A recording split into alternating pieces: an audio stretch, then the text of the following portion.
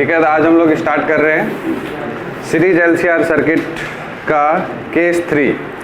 LCR series circuit था जहाँ पर हम लोगों ने ये पढ़ लिया था कि इम्पीडेंस का फॉर्मूला क्या होता था, R square plus XC minus XL का होल स्क्वायर। ठीक है, और यहाँ से हम लोग केस 1 पढ़ लिए थे कि अगर एक्सी ग्रेटर देन एल होगा तो प्रीडोमिनेंटली कैपेसिटिव सर्किट होगा, और उसके बारे में हम लोग और भी चीज़ें पढ़ लिए थे। ठीक है, और अगर एक्सएल ग्रेटर देन एक्सी होगा तो प्रीडोमिनेंटली इंडक्टिव सर्किट होगा। इन दोनों केस में हम लोगों ने इम्पीडेंस, करंट वगैरह सब देख लिया था। ठीक है, अब केस 3 हमारा क्या है कि जब हमारा है ना एक्सी और एक्सएल आपस में इक्वल हो जाए। ठीक है, तो उस समय में जेड की वैल्यू क्या हो जाती है, ये इक्वल हो गया। ठीक है, तो जेड की वैल्यू क्या हो गई, ये 0 हो जाएगा और जेड की वैल्यू यहाँ से आर हो जाएगी, और ये यानी कि प्योरली रेसिस्टिव सर्किट बन जाएगा। ओके, ठीक है ना। तो यही वाला केस कहलाता था कंडीशन फॉर रेजोनेंस कंडीशन। ठीक है, ओके। तो एक्चुअली क्या है यहाँ पर बात कि रेजोनेंस के लिए चलिए जब हम लोग मैथमेटिकली पहले देख लेते हैं क्या क्या चीज़ें हैं। एक्स सी इक्वल्स टू क्या होता था, 1 ओमेगा सी, और एक्सएल ओमेगा एल, यहाँ से ओमेगा स्क्वायर। और ये क्या है कि एक्चुअली में ये जो है पर्टिकुलर फ्रिक्वेंसी होती है, तो इसलिए यहाँ से इसको हम लोग ओमेगा नॉट के नाम से पुकारेंगे। ठीक है, क्या नाम दे देंगे, ओमेगा नॉट या ओमेगा आर, दोनों में से कुछ भी दे सकते हैं। ठीक है, क्योंकि ये कहलाएगी रेजोनेंस फ्रिक्वेंसी आगे चल के। सो यहाँ से ओमेगा नॉट का square equals to 1 L C हो जाएगा, और ओमेगा नॉट की वैल्यू हो जाएगी कितनी, 1 अंडर रूट एल सी, और omega not equals to 2 pi nu not और 1 अंडर रूट एल सी। तो यहाँ से रेजोनेंट फ्रिक्वेंसी हो गई 1/2 pi under root L C. ठीक है, so this nu not is called resonant frequency. ठीक है इतना, ओके। तो अब ध्यान दीजिए, इसमें जो ये रेजोनेंस है उस समय में हमने ये देखा कि ये प्योरली रेसिस्टिव सर्किट हो जाता है। प्योरली रेसिस्टिव सर्किट का मतलब ये है कि यहाँ पर आपका एक्स मतलब क्या बोलते हैं, इंडक्टेंस और कैपेसिटेंस का रोल जो है वो ख़त्म हो जाता है। ठीक, और आप यहाँ से देख सकते हैं कि Z इक्वल्स टू आर अगर है, ठीक है, इसका मतलब है कि इस समय में सर्किट में इम्पीडेंस जो होगा वो क्या होगा, मैक्सिमम या मिनिमम, इम्पीडेंस इज मैक्सिमम या मिनिमम। सर वो प्रोजेक्टर का रिमोट आपके पास मेरे पास नहीं है सर, बोले क्लास में।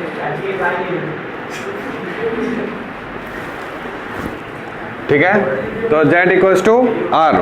ओके, तो यहाँ से आपका इम्पीडेंस जो हो गया वो क्या हो गया, मिनिमम। ओके, क्योंकि देखिए अगर ये मिनिमम नहीं होता,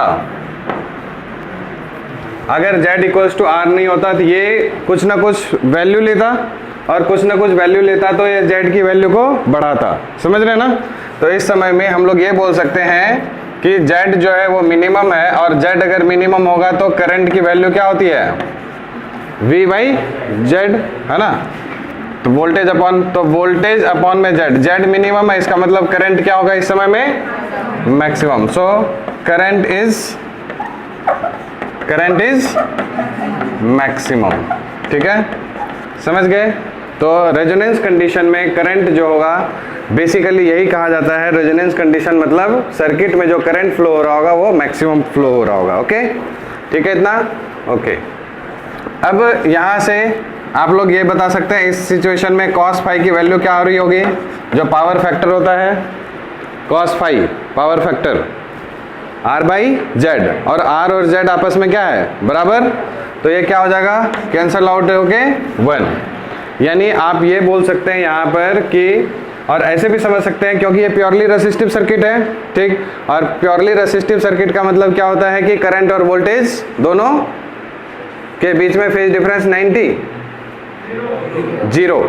तो फाई कितना हो गया, 0, the angle between current end voltage. ठीक है, तो क्या हो गया, cos फाई, अरे वोल्टेज और करंट दोनों सेम फेज में लाई करेगा ना, ये वोल्टेज और ये करंट। ठीक है, तो दोनों के बीच में एंगल क्या हो गया, फेज डिफरेंस कितना, 0। तो फाई 0 कॉस फाई, अरे कॉस 0 1, वहां से भी समझ सकते हैं, नहीं समझ में आया। सो पावर फैक्टर यूनिटी होता है in case of resonance condition. ठीक है, समझ आ रही बात। तो आप लोग रेजोनेंस के बारे में और क्या क्या चीजें बता सकते हैं, बताइए, लिस्ट बनाइए। सबसे पहला क्या क्या चीज हो सकता है, हम लोगों ने देखा सबसे पहली बात XC = XL। ठीक है, दूसरी बात ओमेगा क्या बोलते हैं, रेजोनेंस फ्रीक्वेंसी है, यहाँ से हमारा जो न्यू नॉट आया है तो वो कितने के बराबर है, रेजोनेंस फ्रीक्वेंसी 1/2π√LC। तीसरी बात हमने क्या देखा, वोल्टेज एंड करंट है ना, आर इन सेम फेज।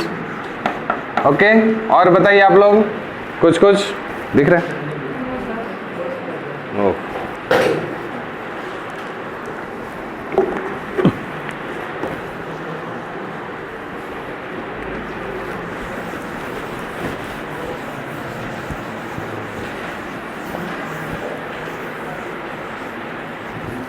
इसको हम लोग बोल देते हैं कैरेक्टरिस्टिक्स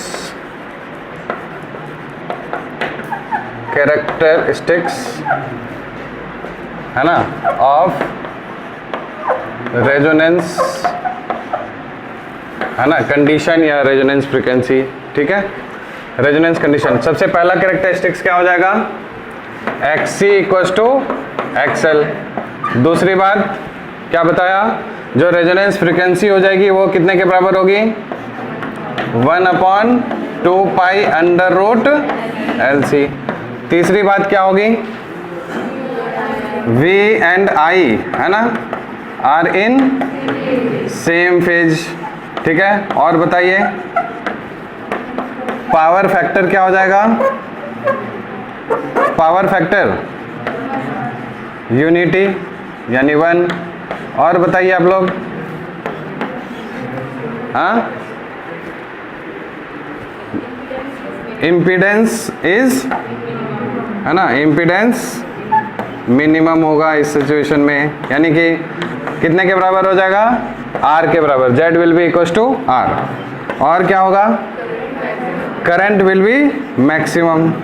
ठीक है, current in the circuit at that time flowing maximum. और क्या हो सकता है बताइए, पावर के बारे में क्या इरादा है, जब प्योरली रेसिस्टिव सर्किट होता है उस समय में जो सर्किट में पावर डिसिपेट होगा या पावर होगा वो मिनिमम होगा या मैक्सिमम होगा, क्योंकि प्योरली रेसिस्टिव सर्किट बन गया ना। ठीक है, तो पावर यहाँ पर क्या हो जाएगा, मैक्सिमम। ठीक है, समझ गए, मैक्सिमम पावर इक्वल्स टू, हम लोग जानते हैं ना पावर का फॉर्मूला I²R है ना। तो यहाँ से इस समय में रेसिस्टेंस मिनिमम और करंट मैक्सिमम, तो करंट मैक्सिमम उसका स्क्वायर टाइम्स ये बन के मैक्सिमम पावर डिसिपेशन होता है रेजोनेंस कंडीशन में। ठीक है, उसके बाद इसको हम लोग एक और नाम से पुकारते हैं, that is called acceptor circuit. आगे चल के अभी पढ़ेंगे हम लोग कि रेजोनेंस कंडीशन जो होता है ये एक्सेप्टर सर्किट के भी नाम से जाना जाता है। क्यों, क्योंकि ये जो सिचुएशन होता है इस समय में ये सिर्फ और सिर्फ रेजोनेंस फ्रीक्वेंसी को ही एक्सेप्ट करता है, बाकी सबको रिजेक्ट कर देता है। That's why it is called acceptor circuit. ठीक है, और कुछ आप लोग के दिमाग में याद आ रहा हो अगर रेजोनेंस कंडीशन से रिलेटेड, पावर फैक्टर हो गया, रेजोनेंस,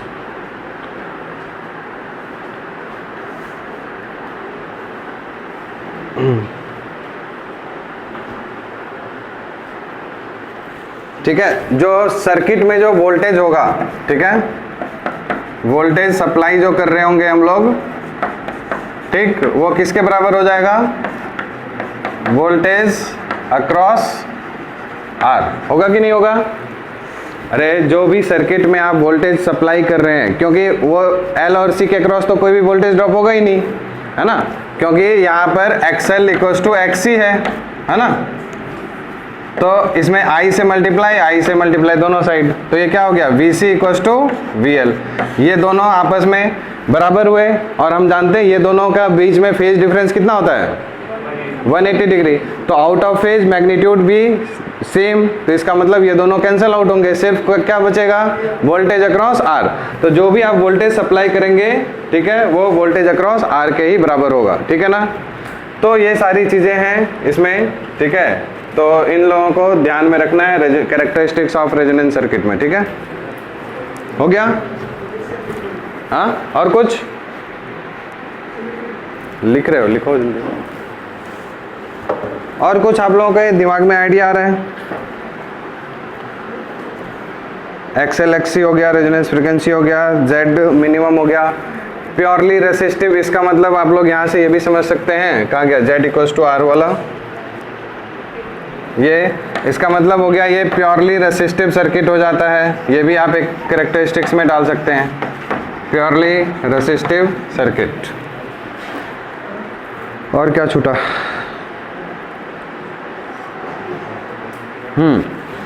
रेजोनेंस आर के किस वैल्यू पे हो सकता है, अगर ये पूछेगा रेसिस्टर की किस वैल्यू पे रेजोनेंस हो सकता है, जेड नहीं, रेसिस्टेंस कितना value of ohm of resistor लगाएंगे, कितने वैल्यू का रेसिस्टर लगाएंगे कि रेजोनेंस होगा, बोलिए।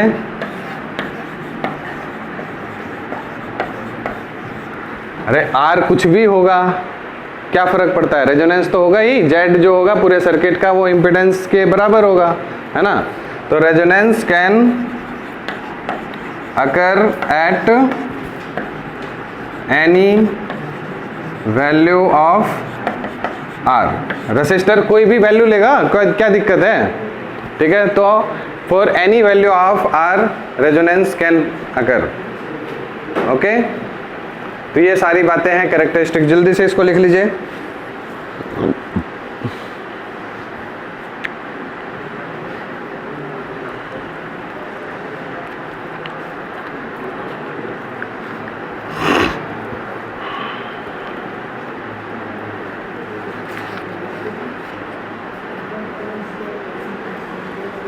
मिटाऊं?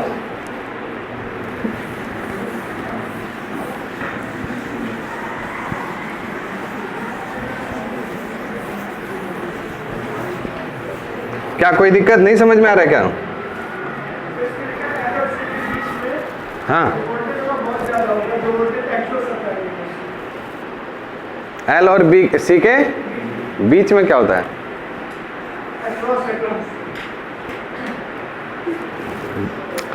वोल्टेज अक्रॉस एल और वोल्टेज अक्रॉस सी जो भी होगा वो आपस में एक दूसरे को कैंसल आउट कर देगा, नहीं समझे। जितना भी वोल्टेज अक्रॉस एल होगा कुछ ना कुछ वैल्यू, वोल्टेज अक्रॉस सी होगा, लेकिन वो जितना भी आएगा वो एक दूसरे को कैंसल आउट कर देगा, ठीक है, तभी तो रेजोनेंस कंडीशन होगा, ठीक है। हमेशा ज़्यादा, ये देख लो, नहीं वो उल्टा लिखा होगा, तुम बोल रहे हो ये जो VL है, ठीक है, और VC जो है, it should be greater than VR, ये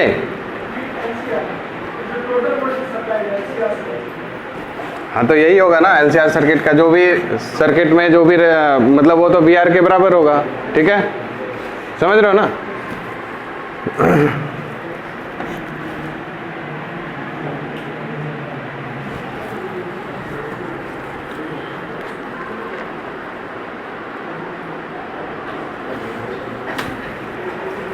देखो एक्चुअली में ये जो VL है वो क्या है, I इंटू XL, और VC क्या है, I इंटू XC, ठीक है, और VR आपका जो है I इंटू R है, ठीक है।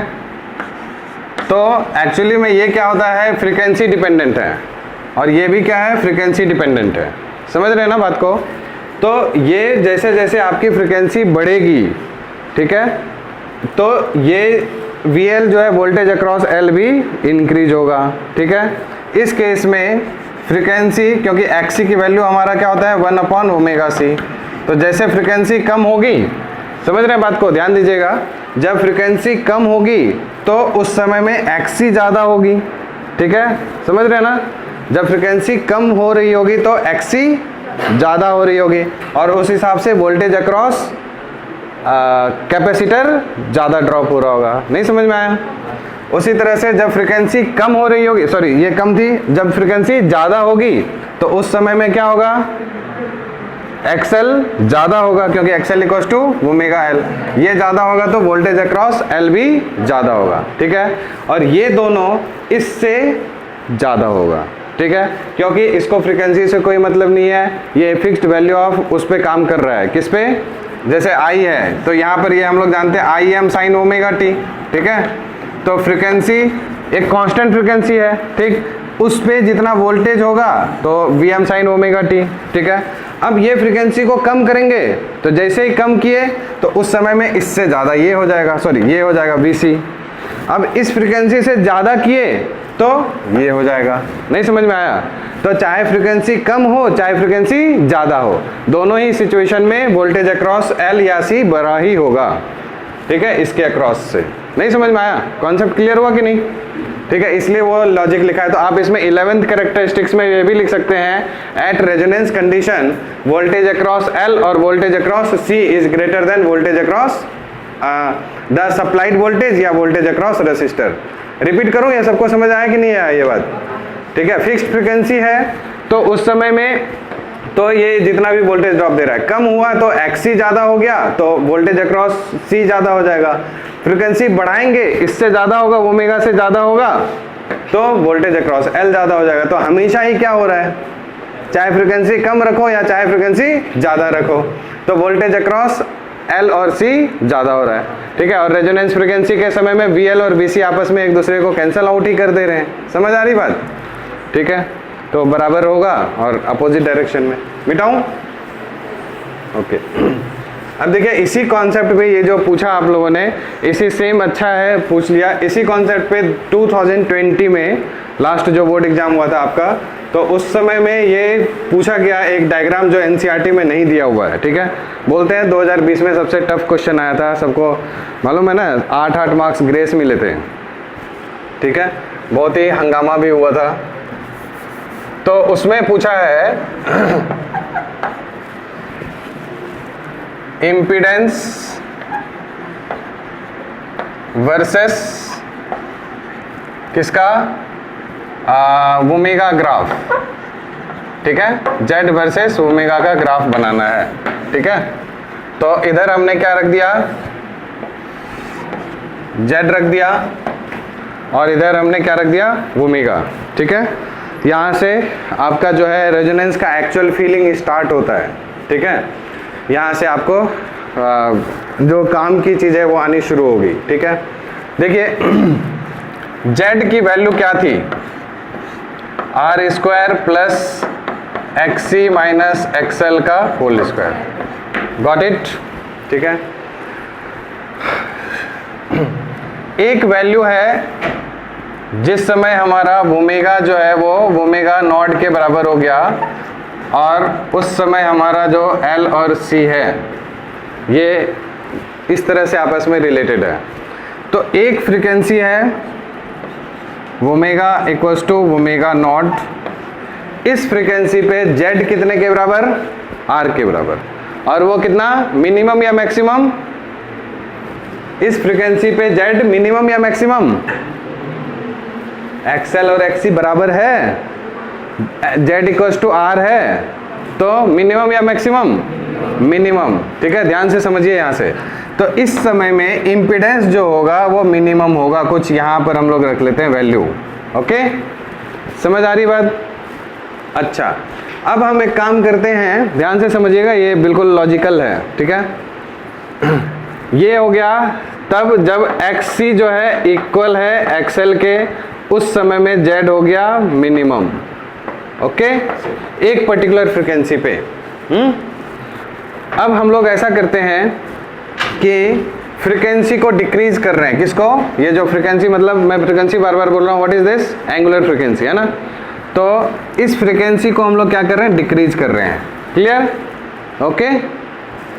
जैसे ही इस फ्रीक्वेंसी को डिक्रीज करेंगे तो एक्सी बड़ा होगा या एक्सएल बड़ा होगा, एक्सी और एक्सएल में बताइए कौन बड़ा होगा, एक्स सी, समझ आ रहा है, क्योंकि एक्स सी जो है वो है आपका 1 अपॉन ओमेगा एल सी और XL है ओमेगा L, ठीक है। ये जैसे ही इसको हम लोग कम करेंगे तो ये बेचारा कम हो जाएगा और ये कम करने से ये ज़्यादा होगा। समझ आ रही बात? So we can say that XC increases, yes और नो। जैसे ही XC इंक्रीज करेगा, ठीक है, तो ये जो डिफरेंस है XC माइनस XL कुछ पॉजिटिव वैल्यू लेगा, ठीक। और ये जैसे ही कुछ पॉजिटिव वैल्यू लेगा, ठीक है, तो इम्पीडेंस की वैल्यू कम हो जाएगी या ज़्यादा? देखो ये R पहले से कुछ था, जैसे मान लो R सपोज 3 था, ओके, और XC माइनस XL अब पहले क्या था, 0 था इस सिचुएशन में। अरे बोलो, अब हम क्या बोल रहे हैं, कुछ वैल्यू लेगा, तो कुछ वैल्यू ले लिया तो 4 हो गया मान लेते हैं, तो 4 का स्क्वायर। अब कितना हो गया इसका इम्पीडेंस? 5 हो गया कि नहीं? पहले कितना था इस सिचुएशन में, इसका इम्पीडेंस कितना था? हे भगवान, अरे शुरू में R की वैल्यू मैं कितना बोल रहा हूँ, 3 ओम एज्यूम कर लिया, ओके, ठीक, एज्यूम कर लिया। अब मैं बोल रहा हूँ कि जैसे ही फ्रीक्वेंसी को डिक्रीज करेंगे XC इंक्रीज करेगा, और जैसे ही XC इंक्रीज करेगा तो XC माइनस XL इंक्रीज होगा। तो इंक्रीज होके कुछ ऐसी वैल्यू, आसान सी वैल्यू मान लेते हैं 4 के बराबर आई, तो 3 का स्क्वायर प्लस 4 का स्क्वायर का अंडर रूट कितना होता है? 5। तो अब जो है Z की वैल्यू 3 से कितनी हो गई? 5, क्योंकि अभी R जो है Z के बराबर था पहले, ठीक है, कितना 3 ओम था, अब पहले से बढ़ी या नहीं बढ़ी? ठीक, तो Z जो है इसका मतलब है कि XC माइनस XL जो है वैल्यू इंक्रीज हुआ, और इसका मतलब Z की वैल्यू इंक्रीज हुई। सही बात? ओके, अब हम क्या कर रहे हैं, फ्रीक्वेंसी को हम लोग डिक्रीज नहीं इंक्रीज कर रहे हैं, ठीक है, ओके। जैसे फ्रीक्वेंसी को आप इंक्रीज करिएगा तो कौन बढ़ेगा बताइए, XL या XC?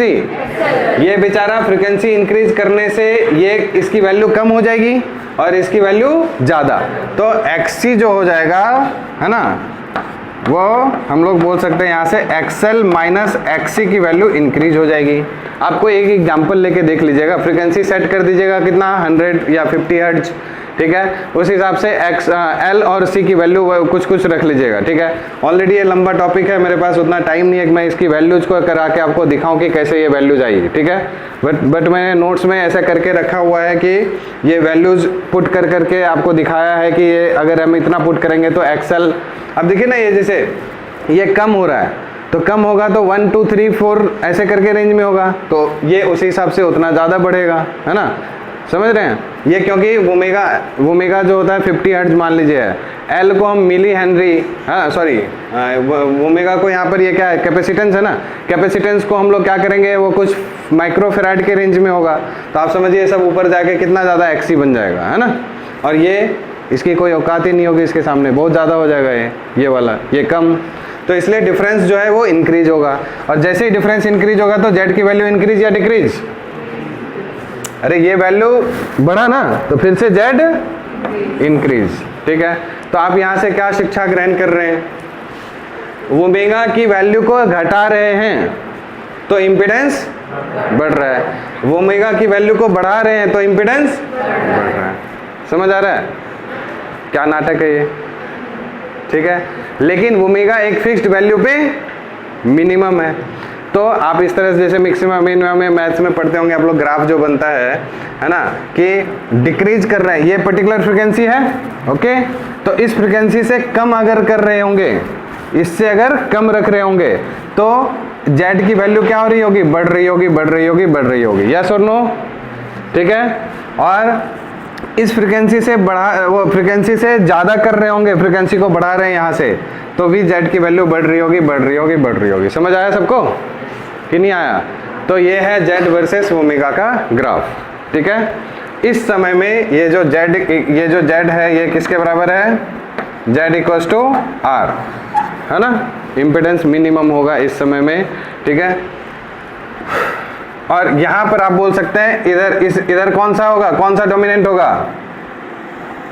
इधर, अरे यार फ्रीक्वेंसी कम है ना, फ्रीक्वेंसी डिक्रीज हो रहा है तो XL और XC में कौन बड़ा है, XC बड़ा है ना, ठीक है, तो यहाँ प्रीडोमिनेंटली कैपेसिटिव सर्किट होगा।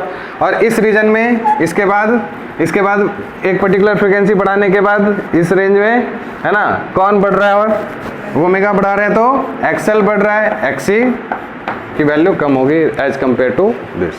ठीक है, समझ आ रही बात सबको? सो दिस इज इम्पीडेंस वर्सेस, तो कल जो हम लोग एक क्वेश्चन कर रहे थे 2020 में ये आया था ना, यही वाला इम्पीडेंस वर्सेस ओमेगा का ग्राफ। ठीक है, तो यहाँ पर है, क्लियर? ओके, मिटा दूं इसको लिखना है? चलो जल्दी लिखो भाई।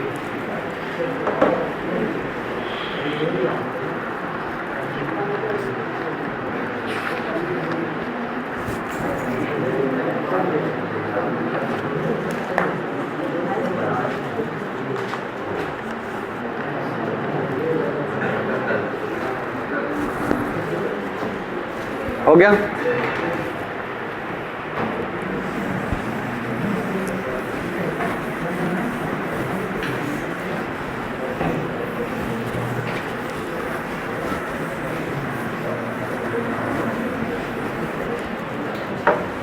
अब देखिए, इसको मिटाना नहीं चाहिए था मेरे को। मैक्सिमम करंट, ठीक है, ये एनसीईआरटी में दे रखा है ग्राफ। ठीक है, IM वर्सेस ओमेगा का ग्राफ। ठीक है, तो ये देखिए अभी हमारा Z वर्सेस ओमेगा का ग्राफ था कुछ इस तरह से। This value is omega not, है ना, and this value Z equals to R, ये था। ओके, और हम जानते हैं कि अगर IM current, maximum current versus omega का ग्राफ अगर बनाना हो, ठीक, तो जस्ट जहाँ पर देखिए सिंपल सी बात है, omega equals to omega not पे जब ओमेगा हमारी कितनी हो जाए, ओमेगा नॉट, उस समय में मैक्सिमम करंट फ्लो हो रहा होगा सर्किट में, यस और नो? ठीक है, और उससे पहले और उसके बाद, मतलब आप जस्ट इसी को ग्राफ को अगर रिवर्स फ्लिप कर दीजिएगा तो नहीं हो जाएगा करंट, क्योंकि जहाँ पर Z ज़्यादा है वहाँ पर करंट कम होगा। समझ ही नहीं आ रहा है? और जहाँ पर Z ज़्यादा है वहाँ पर करंट कम। अरे I इक्वल्स टू V/Z ना, ये ज़्यादा है तो ये कम, और ये कम है तो ये ज़्यादा। ठीक है, तो जब ये ज़्यादा है तो ये कम। ठीक है, फिर ये देखिए ऐसे ऐसे डिक्रीज हो रहा है, तो ये इंक्रीज होगा, इंक्रीज होगा, इंक्रीज होगा। ठीक है, समझ गए? और उसी तरह से इधर भी ये क्या हो रहा है, इंक्रीज हो रहा है, तो यहाँ से डिक्रीज हो जाएगा। ठीक है, तो ये कुछ आपका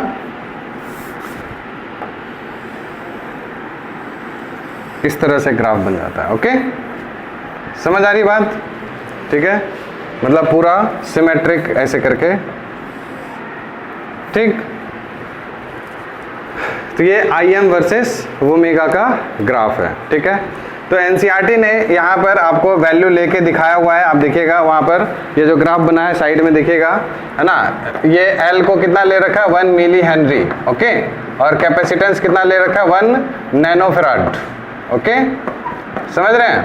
तो यहाँ से आप देखिए ओमेगा नॉट की वैल्यू क्या होती है, 1/√LC, बोलिए ना।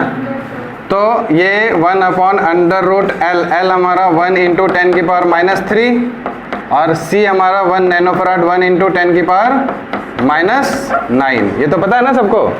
तो ये कितना हो गया बताइए, 10⁻⁹ -12, उसका अंडर रूट करेंगे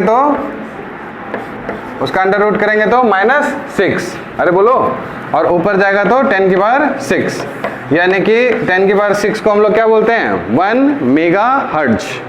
समझ ही नहीं आ रहा है किसी को? तो ये जो फ्रीक्वेंसी है वो क्या बोलते हैं इसको, ओमेगा की वैल्यू है, दिस इज 1 मेगाहर्ट्ज के बराबर है एज पर एनसीईआरटी। ओके, और आप देखे होंगे ये 1 मेगाहर्ट्ज है, उसके पहले यहाँ पर 0.5 होगा, लिखा है ना बुक में, देखिए 0.5, 1, 1.5, 2 ऐसे करके ये मेगाहर्ट्ज में है। ठीक है, समझ रहे हैं? ये करस्पॉन्डिंग टू दैट फ्रीक्वेंसी है ओमेगा। ये फ्रीक्वेंसी क्या निकला हमारा, 1 मेगाहर्ट्ज, सॉरी ये रेडियन पर सेकेंड होगा, है ना, मेगा रेडियन पर सेकेंड। ठीक है, दिस इज 10⁻⁶ रेडियन पर सेकेंड। ठीक है, तो करस्पॉन्डिंगली 1 मेगाहर्ट्ज फ्रीक्वेंसी के रेंज में जाएगा ये, ठीक है। ओके, ये हो गया। अब यहाँ पर सोचने वाली क्या बात है इम्पोर्टेंटली, ये जो वैल्यू आई है, हम लोग सिर्फ और सिर्फ L और C की बात कर रहे हैं यहाँ पर, सिर्फ कैपेसिटेंस और इंडक्टेंस की बात कर रहे हैं कि नहीं? बोलिए, क्या इसमें R कोई रेसिस्टेंस कोई रोल प्ले कर रहा है? क्या कर रहा है या नहीं कर रहा है? ये जो वैल्यू आई है, दिस इज व्हाट, इसको हम लोग बोलते हैं IM मैक्स। इसको क्या बोलते हैं? IM max, maximum value of maximum current. ये IM तो है ही, और उसकी भी मैक्सिमम वैल्यू है ना। ये सब IM है, IM, ये हो गया हमारा मैक्सिमम वैल्यू, ठीक है, IM मैक्स, ठीक है। क्या R इसमें कोई रोल प्ले कर रहा है? देखिए, रेजोनेंस कंडीशन में R कोई रोल प्ले नहीं करता। XL equals to XC, L और C पर ही डिपेंड होता है ना रेजोनेंस फ्रीक्वेंसी, R कुछ नहीं होता। बट सर्किट में कितना अमाउंट ऑफ करंट फ्लो होगा वो कौन डिसाइड करता है? R, क्योंकि वहां पर XL XC चले गया, तो I equals to V by Z, Z हमारा कौन? R। तो ये जो मैक्सिमम करंट हो रहा होगा, this is corresponding to R। Yes और नो? समझ आ रही बात? तो आप देखिए, एनसीईआरटी ने 2 फिगर बनाया है, एक ये बनाया, एक और इसी के साथ में एक और बनाया होगा, ऐसे छोटा सा, इसके अंदर में, इसके घर में ही एक और घर बना दिया, ऐसे दिख रहा है आपको? एक होगा आपका ये R इक्वल्स टू कितना, 100 ओम पे है, और दूसरा R इक्वल्स टू 200 ओम पे है, ठीक है। यानी रेजिस्टेंस को जैसे ही डबल करेंगे तो आप जानते हैं इसकी जो पीक वैल्यू ऑफ करंट है वो कम हो जाएगी कि नहीं हो जाएगी? अरे हाँ या नहीं? ठीक है। तो आपसे पेपर में ऐसे करके क्वेश्चन पूछा जा सकता है, ठीक है। यहाँ आपको IM वर्सेस ओमेगा का ग्राफ दे दिया, ठीक है। एक ग्राफ ऐसे दिया, एक ग्राफ ऐसे दिया, और एक ग्राफ ऐसे दिया, ठीक है। आपको यहाँ पर पूछ दिया, दिख रहा है क्या ये उसमें है विजुअल, ठीक है। दिस इज नंबर 1, नंबर 2 और नंबर 3, ठीक है। ये तीनों ही रेजोनेंस, सॉरी, ये रेजोनेंस वाले ये मतलब समझ रहे हैं, सबके पीक को टच करता हुआ आ रहा है। And this is the resonance condition omega equals to omega not, ठीक है। अब ध्यान दीजिए, आपसे पूछेगा कि इसमें रेसिस्टेंस को अरेंज करो, R1 R2, ये बोल देगा R1 इक्वल्स टू इतना, R2 इतना, ठीक है। तीनों में कौन सा ज्यादा रेसिस्टेंस होगा बताइए, ठीक है। So this is termed as low R, okay, and this is term as high R, ठीक है। उधर नहीं लिख रहा हूं मैं, इस साइड वो पता नहीं दिखेगा नहीं दिखेगा, ठीक है। एंड दिस इज व्हाट, ये मॉडरेट R, ओके। समझ गया? ऐसे करके आप कितनी भी वैल्यू ऑफ रेसिस्टेंस के लिए आप कर सकते हैं काम। क्लियर है सब? ठीक है इतना? चलिए, तो ये सब बात आप समझ गए। अब आते हैं मेन मुद्दे पे हम लोग।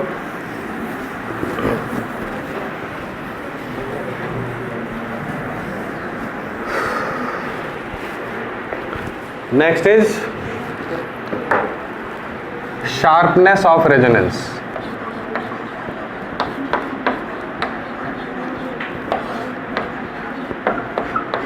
ये इंपॉर्टेंट है। 10 ही मिनट बचा है, क्या क्या होगा देखते हैं। मिटाऊं इसको? देखिए, शार्पनेस ऑफ रेजोनेंस क्या है। अभी तक हम लोग मैथमेटिकली और ये सब बात कर रहे थे, बट आपको अब थोड़ी सी है ना डेली लाइफ से रिलेटेड बातों को शेयर करके इसको समझाना पड़ेगा। शार्पनेस, देखिए, जो रेजोनेंस सिचुएशन है और कंडीशन है, ये बहुत ही ज़्यादा यूज़फुल है। सबसे पहली बात कि हमारे डेली लाइफ में ये इफेक्टेड है। आप आज आपके पास में मोबाइल नहीं रहेगा तो आप कोई भी काम सक्सेसफुली नहीं कर पाएंगे, है ना, उसमें आपको प्रॉब्लम होगी ही होगी, ठीक है। तो मोबाइल में आप क्या करते हैं, एक बटन दबाते हैं, आपको जिसको मर्जी, जिसको फ़ोन आ जाता है या लग जाता है, या फिर कोई फ़ोन किया तो आप बटन दबा के आप, है ना, उसको एक्सेप्ट कर लेते हैं। दंगल मूवी देखें आप लोग, उसमें सबसे स्टार्टिंग में वो क्या कर रहा होता है, मूवी में स्टार्ट जैसे ही होता है क्या करता है, वहाँ एंटीना घुमाता है, देखा है आप लोगों ने? वो आमिर खान बैठा हुआ रहता है और ऊपर में एंटीना कोई घुमा रहा है, ठीक है। तो वो क्या है, इसका एप्लीकेशन है, ठीक है। आप रेडियो में नॉब को घुमाते हैं, है ना, रेडियो में नॉब को घुमाते हैं, कम ज़्यादा करते हैं, उससे आपका चैनल चेंज होता है ना। फिर आप ये पुराने ज़माने में, आजकल तो वही है, वो बटन दबा देते हैं 1 2 3 FM आ जाता है आपका, ठीक है, समझ रहे हैं ना। उसके बाद फिर टीवी में आप जो भी चैनल चाहते हैं, जो स्टार क्या होता है, स्टार टीवी, अरे जो हॉट स्टार नहीं, क्या बोलते हैं उसको, अरे ढेर सारे जो चैनल्स हैं, सोनी सब, स्टार, हाँ ठीक है, जी टीवी, जी न्यूज़, जो भी है। तो आपको जो भी चैनल को कैच कराना होता है तो आप क्या करते हैं, उस पर कुछ उसकी एक फिक्स्ड वैल्यू होता है चैनल का, है ना, वो आपने प्रेस किया और वो चैनल कैच कर लेता है। तो ये सारी चीज़ें सब किसका है, एप्लीकेशन रेजोनेंस का, ठीक है। दूसरी बात, आप कभी जब एयरपोर्ट वगैरह या मेट्रो में भी आप जाते हैं तो फ्रीक्वेंसी मैचिंग होती है, वो क्या बोलते हैं, एक आप जाते हैं तो एक क्या बोलते हैं, एक डिटेक्टर के थ्रू आपको क्रॉस होना पड़ता है, देखा है ना। आप जाते हैं तो वो कुछ एक टून, एक म्यूजिक होता है और फिर आप आगे निकल जाते हैं, तो फिर वो मेटल डिटेक्टर जो होता है वो चेक करता है। ये सब चीज़ क्या हो रहा है कि ये फ्रीक्वेंसी मैच कर रहा है, ठीक है। These all are applications of resonance, okay. तो आप जैसे हमारे देश में जो FM के जो है चैनल्स हैं बहुत सारे, ठीक है। रेडियो FM जानते हैं ना, आजकल पुराने ज़माने में वो शॉर्ट वेव, मीडियम वेव ये सब चलता था, AM वेव, फुल फॉर्म ये सब का एम्पलीट्यूड मॉड्यूलेशन, इसका होता है फ्रीक्वेंसी मॉड्यूलेशन, है ना। तो ये सब अभी हम लोग को 12th में नहीं पढ़ना है। जो FM है, ठीक है, ये इसकी रेंज है 88 मेगाहर्ट्ज से लेके, ठीक है, 108 मेगाहर्ट्ज तक इसका बैंडविड्थ है। जितने भी चैनल्स होंगे आपके, आप देखेंगे उन सब का रेंज इसी के बीच में होगा। जैसे आप लोगों ने सुना होगा, है ना, 91.1 रेडियो सिटी, ठीक है, 92.7 बिग FM, 93.5 रेडियो मिर्ची, ऐसे कुछ क्या क्या है, 90, है ना, 8.3, ठीक है, ऐसे ही बहुत सारे चैनल्स हैं। टोटल कितने चैनल्स हैं FM के मालूम है आपको? इंडिया में 450 चैनल्स हैं टोटल, 450। सोचो तो सही, इस रेंज में ही सिर्फ इतने, ये बैंडविड्थ कहलाता है, फ्रीक्वेंसी डिफरेंस, ठीक है। और सबसे जो पहला चैनल है फ्रीक्वेंसी रेंज वो है 89.6, आई होप शो यही होगा, मेगाहर्ट्ज, ठीक है। ये वाला फ्रीक्वेंसी अलॉट किया गया है 4 स्टेशंस को। सबसे पहला है बिहार में मधुबनी, फिर सीकर है राजस्थान में, तीसरा है देहरादून और चौथा एक और देहरादून, ऐसी कोई जगह है, 4 जगहों को ऐसे अलॉट किया। तो मतलब ये सब फ्रीक्वेंसी पे आपका वर्क करता है। मतलब ये पर्टिकुलर चैनल मतलब अलग अलग जगह अलग अलग नाम दे देते हैं।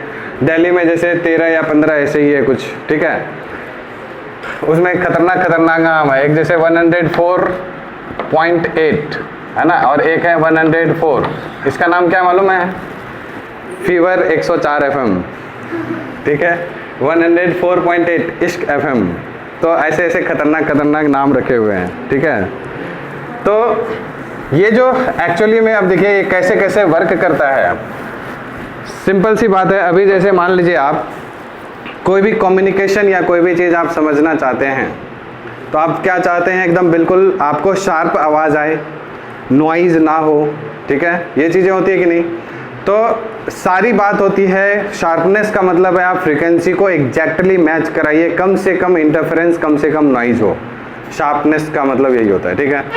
तो फ्रीक्वेंसी मैच करने का मतलब ये होता है कि जैसे अभी मैं कुछ आपको पढ़ा रहा हूँ, ठीक, तो आपको अगर आप उधर से रिस्पॉन्ड कर रहे हैं सही सही, इसका मतलब है कि मेरी फ्रीक्वेंसी आपसे मैच कर गई, ठीक है। अगर मैं इधर पढ़ा रहा हूँ, आप अपनी दुनिया में मगन हैं, ठीक है, क्या फ्रीक्वेंसी मैच हो रहा है? नहीं हो रहा है, ठीक है।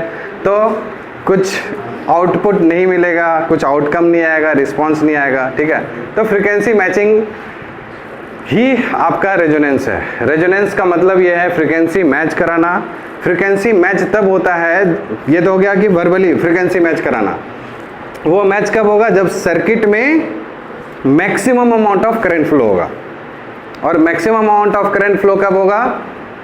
जब इम्पीडेंस पूरे सर्किट का रेसिस्टेंस के बराबर हो जाएगा। XL और XC आपस में क्या करेंगे, कंपनसेट करेंगे। ठीक है, ध्यान दीजिएगा, हम लोग जानते हैं वो ओमेगा इक्वल्स टू 1/√LC। ठीक है, तो कर क्या रहे हैं हम, ये जो L और C है, यानी आप रेजोनेंस फ्रीक्वेंसी लाना है आपको, क्योंकि आपको मैक्सिमम करंट लाना है सर्किट में। यस और नो, मैक्सिमम करंट अगर सर्किट में लाना है तो ये जो है इतनी वैल्यू के बराबर होनी चाहिए, मतलब ये क्या बोलते हैं 1/√LC जो है ये इसकी रेजोनेंस फ्रीक्वेंसी के बराबर होना चाहिए। बोलिए, तो यानी आप ये रेजोनेंस फ्रीक्वेंसी लाने के लिए आप क्या करते हैं, L, ये रेजोनेंस फ्रीक्वेंसी किन चीज़ों पर डिपेंड करता है, L और C पे।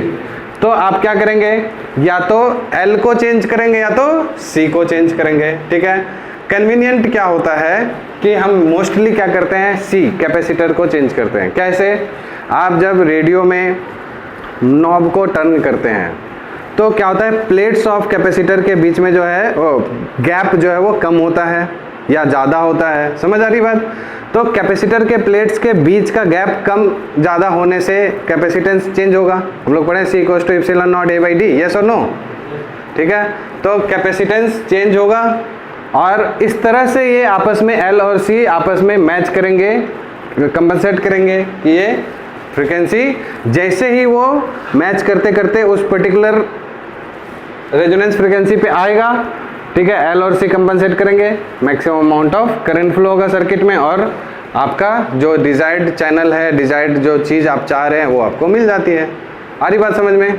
ठीक है, सो इस तरह से हम लोग L और C की वैल्यू को चेंज करके शार्पनेस पे बात करते हैं, मतलब रेजोनेंस फ्रीक्वेंसी को लाते हैं। ठीक है, अब ध्यान दीजिए यहाँ पर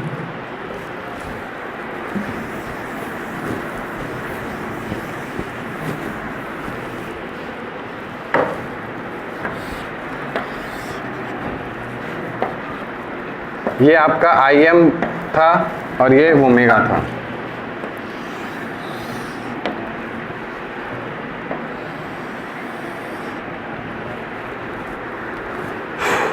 ये रेजोनेंस फ्रीक्वेंसी है।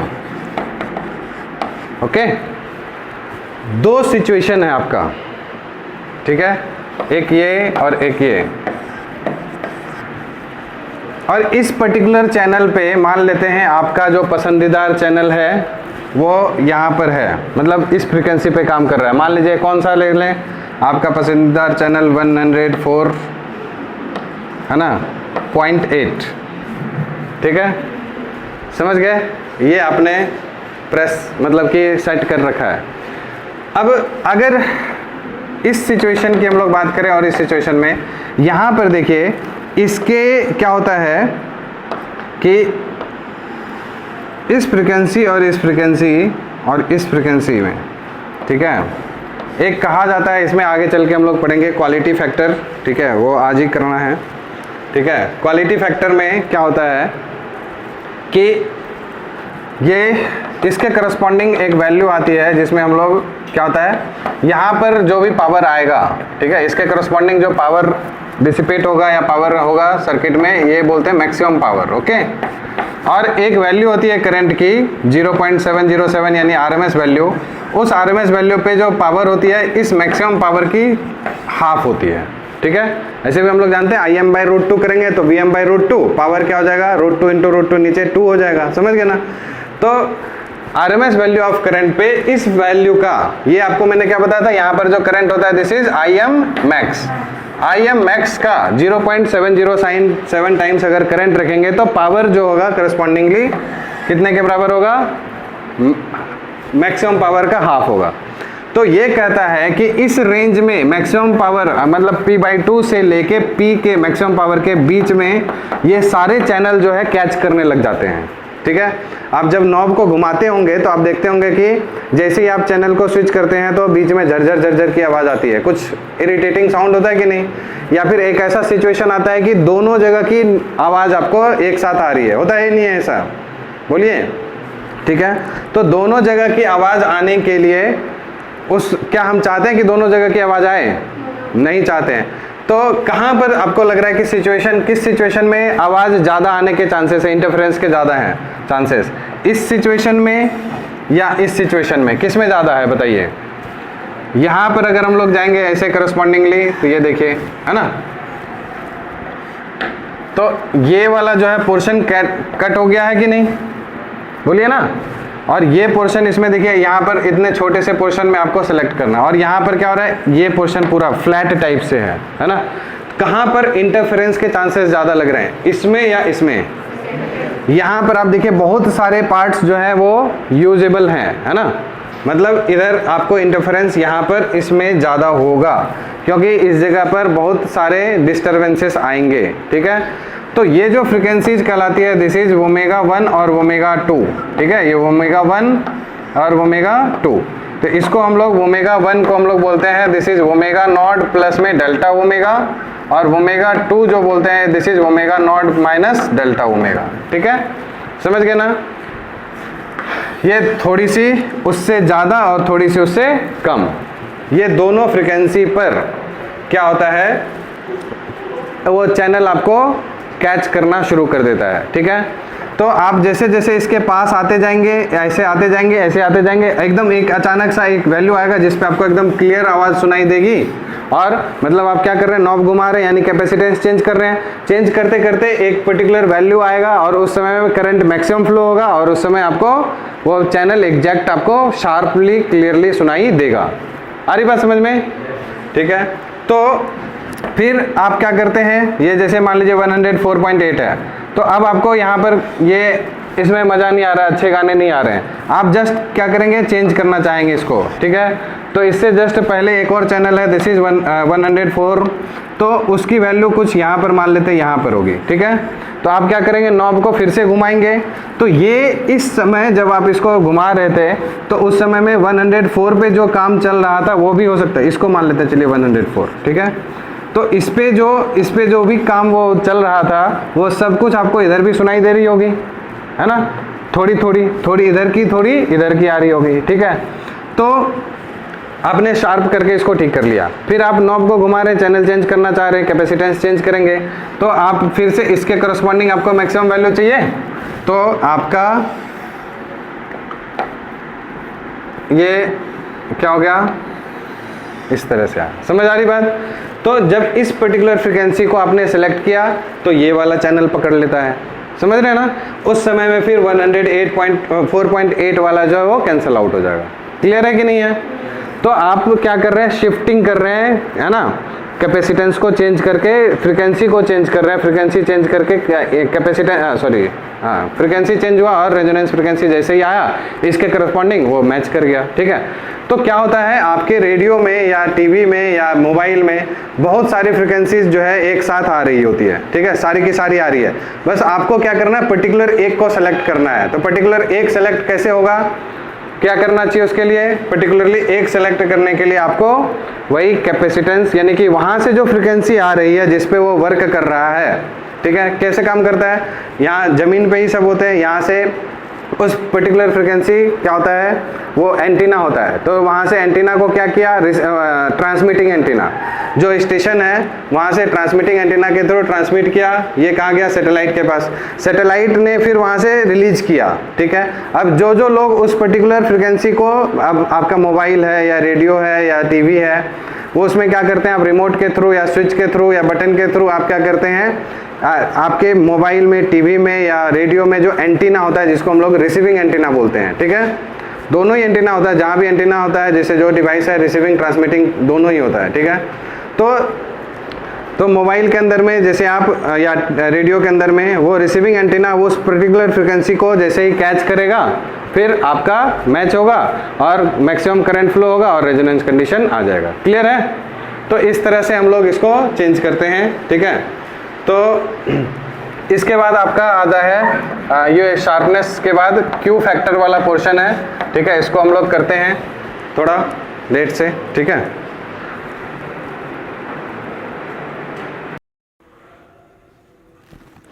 ओके, तो यहाँ तक हम लोग देख लिए हैं कि शार्पनेस ऑफ रेजोनेंस।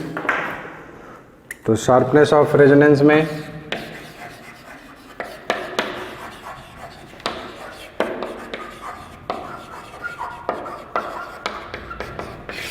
हम लोगों ने ये देखा कि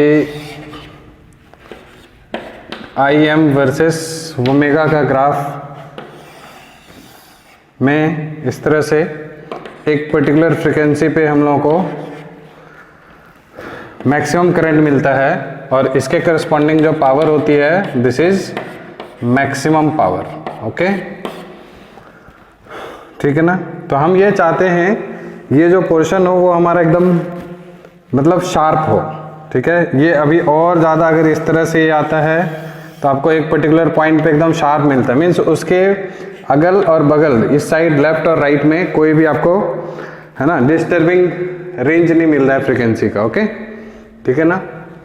तो इस वजह से ये यहाँ पर ये चांसेस है कि ये कम से कम दूसरे किसी चैनल को ये कैच करेगा, सिर्फ एक पर्टिकुलर फ्रीक्वेंसी पे ये मैच करेगा और फ्रीक्वेंसी मैच जैसे ही होगी रेजोनेंस हो गया, इसका मतलब है आपको वो पर्टिकुलर चैनल दिखाई देगा। ओके, ठीक है इतना।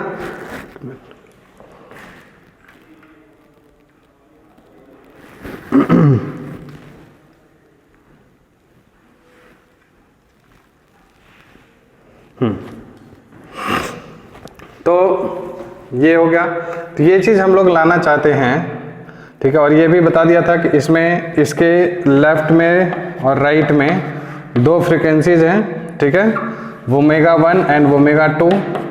जो ओमेगा 1 होता था this is omega naught plus delta omega और omega 2 is omega naught minus delta omega. Okay, ठीक है। इस रेंज में जो है आपको जो पावर मिलती थी जिसके करस्पॉन्डिंग है ना वो मैक्सिमम पावर पी मैक्स का बाई 2 मिलता था। और यहाँ पर जो करंट होती थी दिस इज इक्वल टू क्या होता था, यहाँ का जो करंट है this is I M max और अपॉन में root 2। Okay, I M max ये वैल्यू है, वो अपॉन में रूट 2, इस यानी कि RMS value of maximum value पे आपको क्या बोलते हैं ये पावर हाफ मिलता था, ठीक है ना। ओके, तो यहाँ से ये जो ओमेगा 1 माइनस ओमेगा 2 अगर हम लोग करेंगे तो आप देखिए इसमें से इसको माइनस करेंगे तो ओमेगा नॉट कैंसिल हो गया और ये माइनस माइनस प्लस होके 2 टाइम्स डेल्टा ओमेगा बन जाएगा। ओके, और ये जो ओमेगा 1 माइनस ओमेगा 2 है इसी को हम लोग बोलते हैं band width. Okay, band width. जैसे अभी मैंने आपको बताया था कि जो एफएम चैनल्स हैं तो एफएम में क्या होता है 88 से लेके 108 मेगाहर्ट्ज तक इसकी फ्रीक्वेंसी रेंज है, ठीक है। तो इसका मतलब ये इसकी बैंडविड्थ इतनी है, इसमें से इसको माइनस कर दीजिए तो जो भी आएगा वो हमेशा बैंडविड्थ कहलाता है, ठीक है। इतना एनी प्रॉब्लम? तो बैंडविड्थ आपको समझ में आ गया, ठीक।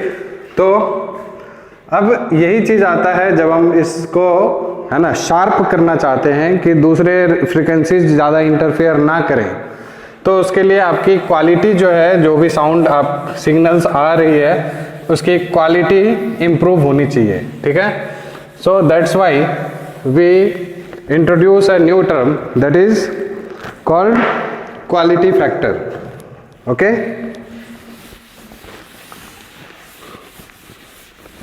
so new term we introduce that is quality factor।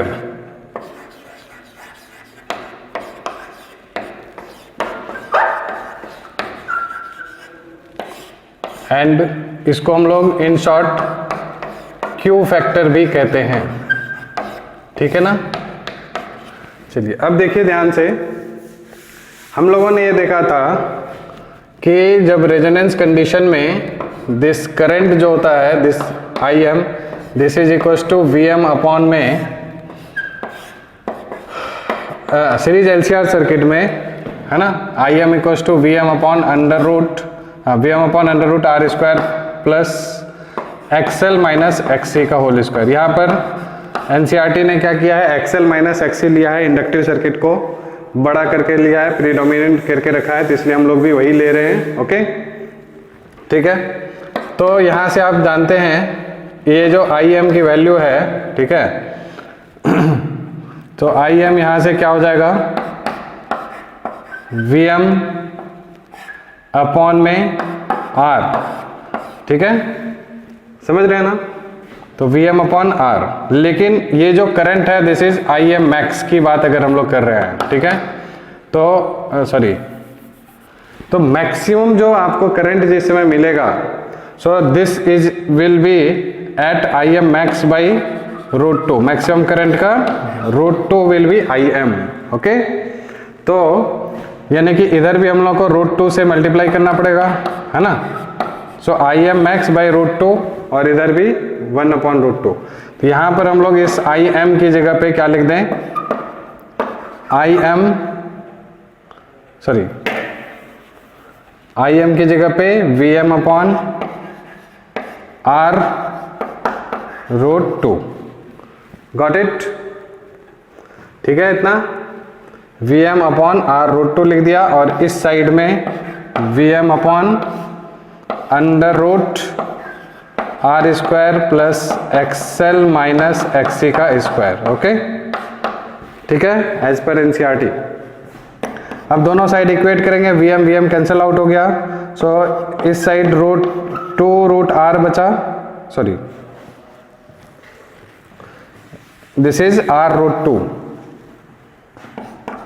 Are root two equals to this is how much, under root R square plus XL minus XC का होल स्क्वायर। ओके, अब दोनों तरफ स्क्वायरिंग बोथ साइड्स करेंगे, तो 2r square, है ना, root two का square 2r square equals to R square plus XL minus XC whole square. Okay, so from here can we write it as this r square will be on this side, so it becomes r square equals to xl minus xc whole square। Okay, clear है, नीचे वाला cut तो नहीं रहा है, हाँ ठीक है। तो यहां से हम लोग ये लिख सकते हैं कि r इक्वल्स टू, है ना, दोनों तरफ ये स्क्वायर स्क्वायर है उसको रिमूव कर दिया हमने। So r equals to XL minus XC. So XL is what, omega 1l, हमने एक ओमेगा 1 वाले को पहले ले लिया, हायर वाले को, दोनों तरफ ओमेगा 2 भी ले सकते हैं, बट ओमेगा 1 माइनस एक्सी को लिख सकते हैं 1 upon omega 1c। Okay, and here it is r। Okay, so omega 1 क्या था, अभी हम लोगों ने देखा था कि omega naught plus delta omega था। ओके, इनटू में l, ओमेगा 1 की जगह ये लिख दिया, और minus 1 upon omega 1 is omega naught plus delta omega into में c। Got it. आगे चल के हम लोग देखेंगे, एक्चुअली इसलिए पढ़ रहे हैं कि क्वालिटी फैक्टर का जो बेसिक मेन जो फॉर्मूला है वो हम लोग डिराइव करना चाह रहे हैं, ठीक है ना। तो यहाँ से हम लोग क्या करेंगे, थोड़ा सा ज़बरदस्ती में ओमेगा नॉट इंटू एल यहाँ से कॉमन ले लेंगे। Okay, any problem. तो कॉमन जैसे ही लिया, ठीक है, तो यहाँ से यहाँ क्या आ गया 1 प्लस डेल्टा ओमेगा, यहाँ पर ओमेगा नहीं है तो यहाँ से ओमेगा नॉट को हमने ले आया, ठीक है। ओके, यहाँ पर हम क्या कर रहे हैं, सीधी सी बात है, ओमेगा नॉट से मल्टीप्लाई और डिवाइड कर दीजिए अगर आपको नहीं समझ में आ रहा है। यहाँ पर ओमेगा नॉट से मल्टीप्लाई कर दीजिए और इसमें पूरे में डिवाइड, तो ये 1 हो गया और यहाँ डेल्टा ओमेगा अपॉन ओमेगा आ गया। ओके, और डिनोमिनेटर में इसमें भी उसी तरह से ओमेगा नॉट इंटू सी को हमने कॉमन ले लिया, यहाँ पर 1 हो गया plus delta omega upon omega naught आ गया। ओके, यहाँ तक में कोई दिक्कत तो नहीं होनी चाहिए किसी को भी। Next omega naught into L. Okay,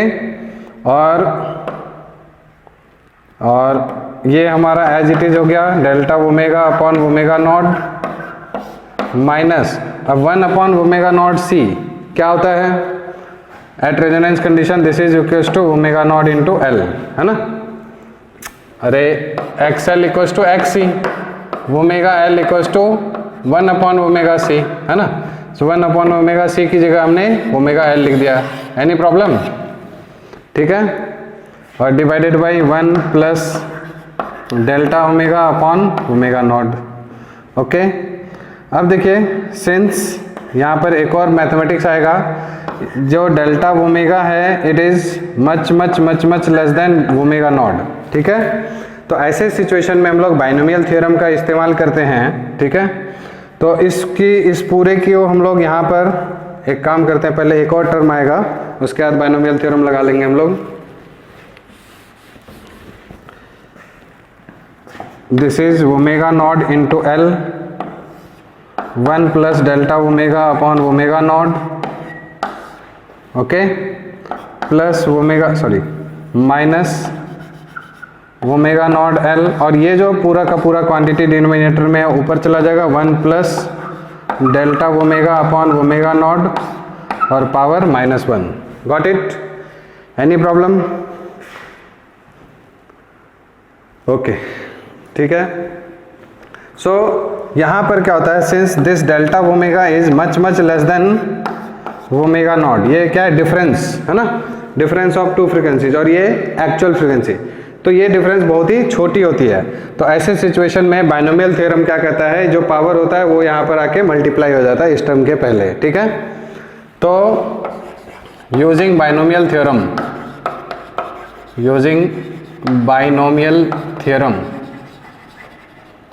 we can write 1 plus delta omega upon omega naught raised to -1, it will be 1 minus, ये माइनस यहाँ आ जाएगा मल्टीप्लाई होके delta omega upon omega not. सही है? एनी प्रॉब्लम यहाँ तक में? Not visible.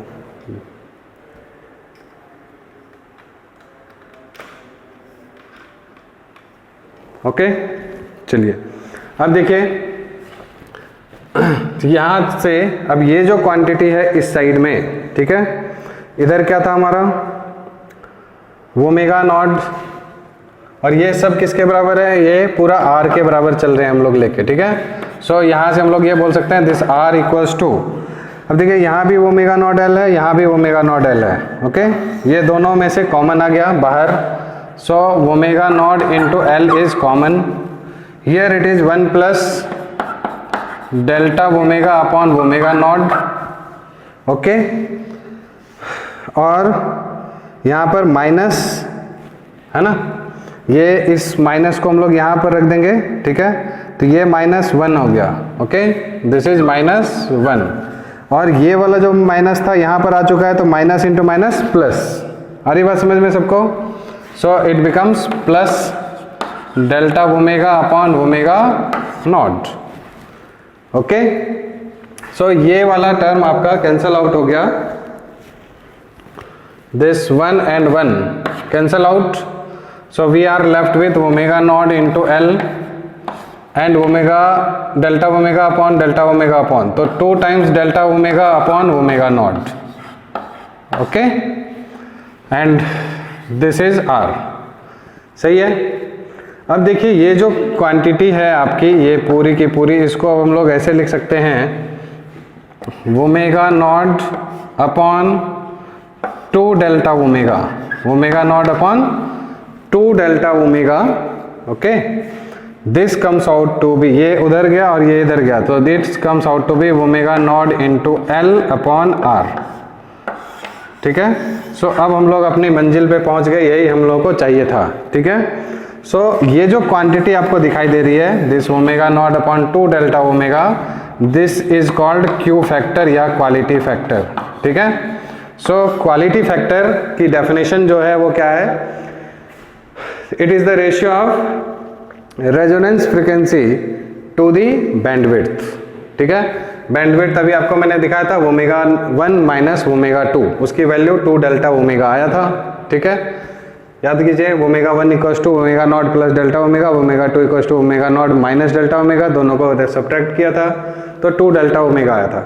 So the ratio of resonance frequency to the bandwidth and this ratio is called quality factor, okay. आ रही बात समझ में? सो यहाँ से हम लोग क्यू फैक्टर की जो डेफिनेशन है, ठीक है, तो क्यू फैक्टर आपका 1 मिनट,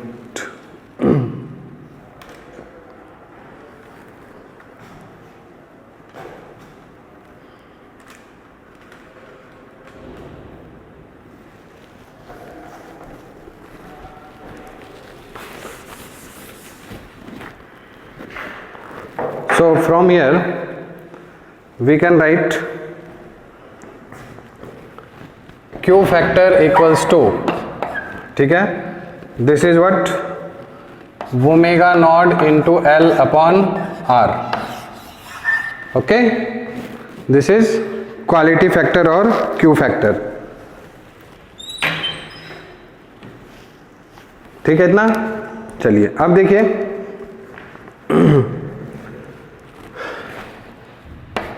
ये जो Q फैक्टर आया है इसको हम लोग और थोड़ा सा आगे बढ़ा सकते हैं.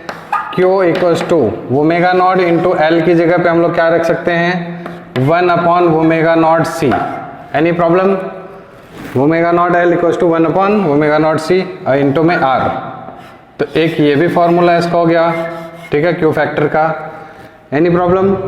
No problem. ठीक है, उसके बाद आप जानते हैं हम लोग एट रेजोनेंस ओमेगा नॉट जो होता है this is equals to 1 upon under root L C होता है.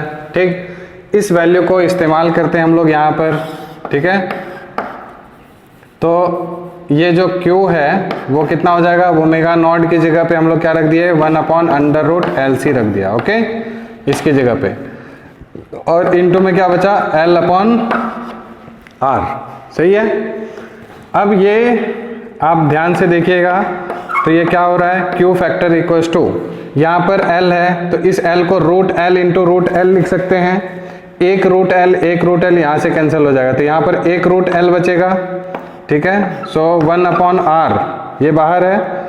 यहाँ पर एक रूट L बचा और नीचे रूट C है. So root L upon root C. ठीक है, सो एक और वैल्यू यहाँ से आपको पता चल जा रहा है Q फैक्टर का. सो Q फैक्टर के यहाँ से ये 3 फॉर्मूले हैं, ये तीनों ही यूज हो रहे हैं.